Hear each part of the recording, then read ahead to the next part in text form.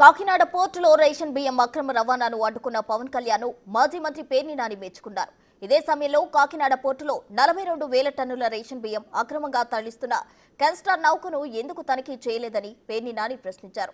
కెన్స్టార్ను తనిఖీ చేయకపోవడానికి కారణం ఆ నౌక ఆర్థిక శాఖ మంత్రి వియ్యంకుర్తి కావడమేనన్నారు. ఈ విషయం ముఖ్యమంత్రి దృష్టికి రాలేదా అని సెటైలు వేశారు. కస్టమ్స్ అధికారులు పోర్ట్ అథారిటీ అధికారులను పక్కనే పెట్టుకుని నౌకలోకి వెళ్లడానికి పర్మిషన్ ఇవ్వట్లేదని పవన్ చెప్పడం హాస్యాస్పదమన్నారు వైసీపీ నేత. దాని మీద అభిప్రాయం ఏంటండి?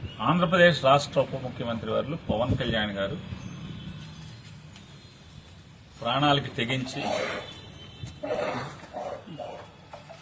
అక్రమ బియ్యాన్ని అంటే పేద ప్రజలకి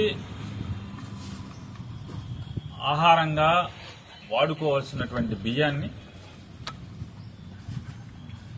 అక్రమంగా విదేశాలకు ఎగుమతి జరుగుతుందనే సమాచారం తెలుసుకుని ఆయన ప్రాణాలనొడ్డి సముద్రం మధ్యలోకి వెళ్లి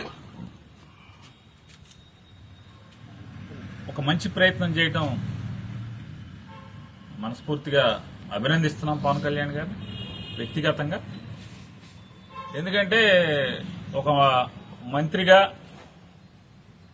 ఈ ఆంధ్రప్రదేశ్ రాష్ట్రానికి ఒక మంత్రిగా, ఆయన శాఖ కాకపోయినప్పటికి కూడా, ఆయనది పంచాయతీరాజ్ శాఖ మంత్రి అయినప్పటికి కూడా, ఆయన శాఖ కాకపోయినప్పటికి కూడా ప్రజల ఆస్తి ఈ రకంగా దోపిడీ జరుగుతుందని అరికట్టడం కోసం, పట్టుకోవటం కోసం ఆయన చేసిన ప్రయత్నాన్ని ఎవరైనా అభినందించాల్సిందే. కాబట్టి ఆ ప్రయత్నంలో అనుమానాలు ఉన్నాయి, చాలా అనుమానాలు. ఆ అనుమానాలు వారు ఏం చెప్తున్నారంటే, నన్ను అసలు సముద్రంలోకి వద్దన్నారు,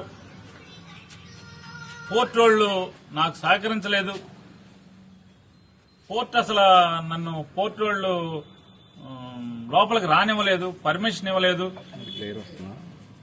అలాగే నాకు షిప్లోకి ఎక్కడానికి కూడా పర్మిషన్ ఇవ్వలేదు, షిప్లోకి రానివ్వలేదు అని ఆయన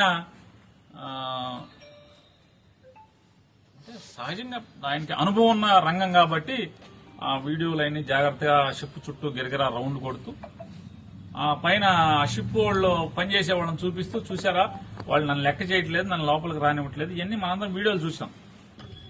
దాని మీద అభిప్రాయం ఏంటండి? ఆంధ్రప్రదేశ్ రాష్ట్ర ఉప ముఖ్యమంత్రి వారు పవన్ కళ్యాణ్ గారు